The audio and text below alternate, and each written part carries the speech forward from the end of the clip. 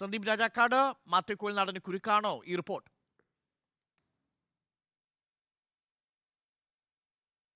Doctor Arunkumar, തീർച്ചയായിട്ടും അങ്ങനെ വേണം കണക്കാക്കാൻ. കാരണം ഇതുമായി ബന്ധപ്പെട്ട ആദ്യഘട്ടം മുതൽ ഏതെങ്കിലും തരത്തിലുള്ള അനധികൃത ഇടപാടുകൾ ഉണ്ട് എങ്കിൽ അത് തെളിയിക്കട്ടെ എന്ന വെല്ലുവിളിയായിരുന്നു മാത്യു കുഴൽനാടൻ ഉയർത്തിയിരുന്നത്. അതുമായി ബന്ധപ്പെട്ട ആദ്യഘട്ടത്തിൽ ഈ സ്ഥല കച്ചവടവുമായി ബന്ധപ്പെട്ട് വലിയ നികുതി വെട്ടിപ്പ് നടത്തിയിട്ടുണ്ട് എന്നുള്ളതായിരുന്നു ആദ്യം ആരോപണം ഉന്നയിച്ചിരുന്നത്. അതുമായി ബന്ധപ്പെട്ടാണ് വിജിലൻസ് ഇപ്പോൾ അന്വേഷണം നടന്നുകൊണ്ടിരിക്കുന്നത്. മാത്യു കുഴൽനാടനെ ചോദ്യം ചെയ്യലടക്കം നടത്തിയിരുന്നു.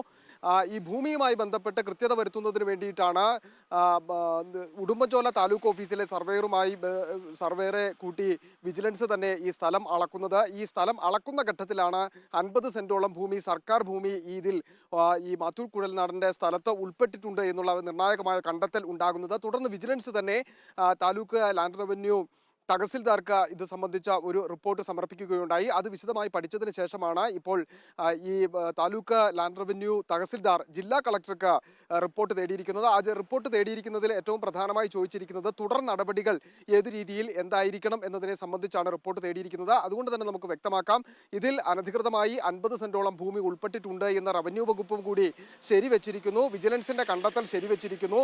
അതുമായി മുമ്പോട്ട് പോകുമ്പോൾ ഏത് തരത്തിൽ നടപടികൾ സ്വീകരിക്കണം എന്നതിനെ സംബന്ധിച്ചുള്ള ഒരു റിപ്പോർട്ടും ആണ് ഇപ്പോൾ ജില്ലാ കളക്ടർക്ക് നൽകിയിരിക്കുന്നത്. എന്തായിരുന്നാലും മാത്യു കുഴൽനാടന്റെ ഭൂമിയുമായി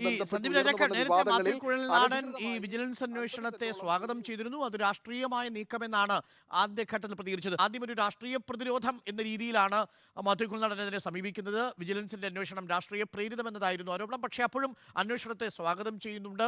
നികുതി വെട്ടിപ്പ് നടത്തി എന്നുള്ളതായിരുന്നു ആദ്യം CPM ഉയർത്തിയ ആരോപണം. പക്ഷേ ഇപ്പോൾ ഭൂമി കയ്യേറിയിരിക്കുന്നു എന്ന വിജിലൻസ് റിപ്പോർട്ടിന്റെ അടിസ്ഥാനത്തിൽ റവന്യൂ വകുപ്പ് നടത്തിയ അന്വേഷണത്തിലും അത് ആ വസ്തുത ശരിവെച്ചിരിക്കുന്നു എന്നാണോ നമ്മൾ മനസ്സിലാക്കേണ്ടത്?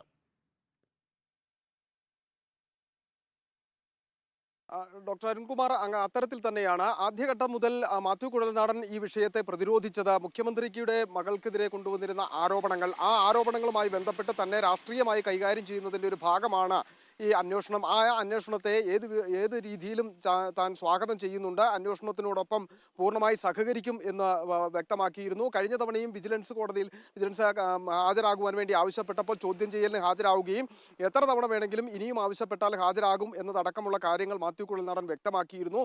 എന്നാൽ ഇപ്പോൾ മനസ്സിലാക്കുന്നത് വിജിലൻസ് കണ്ടെത്തിയിരിക്കുന്നത് ഈ 50 സെന്റോളം ഭൂമി അധികമായിട്ടുണ്ട്. അതും താലൂക്ക് സർവേയറുടെ സഹായത്തോടെ നടത്തിയ സർവേയിലാണ് ഈ ഭൂമി 50 സെന്റ് ഭൂമി, സർക്കാർ ഭൂമി ഇതിൽ ഉൾപ്പെട്ടിട്ടുണ്ട് എന്ന് മനസ്സിലാക്കുന്നത്.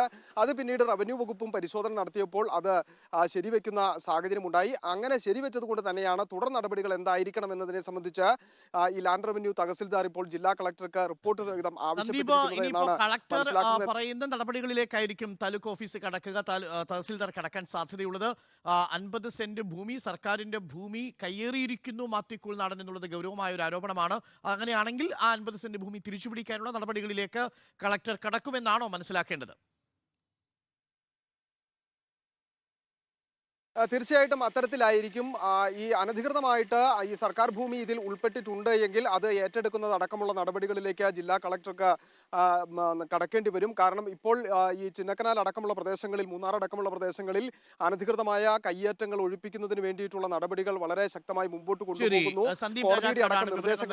മാത്യു കുഴൽനാടൻ 50 സെന്റ് ഭൂമി, സർക്കാർ ഭൂമി, പട്ടയത്തിലില്ലാത്ത ഭൂമി കയ്യേറിയിട്ടുണ്ട് എന്നാണ് വിജിലൻസിന്റെ ആരോപണമുണ്ടായിരുന്നത്. ആ വിജിലൻസ് വാർത്ത ഇപ്പോൾ ശരിവച്ചിരിക്കുകയാണ് റവന്യൂ വകുപ്പും. 50 സെന്റ് അധിക ഭൂമിയുണ്ട് എന്നാണ് ഉടുമ്പൻചോല ലാൻഡ് റവന്യൂ തഹസിൽദാർ ജില്ലാ കളക്ടർക്ക് റിപ്പോർട്ട് നൽകിയിരിക്കുന്നത്.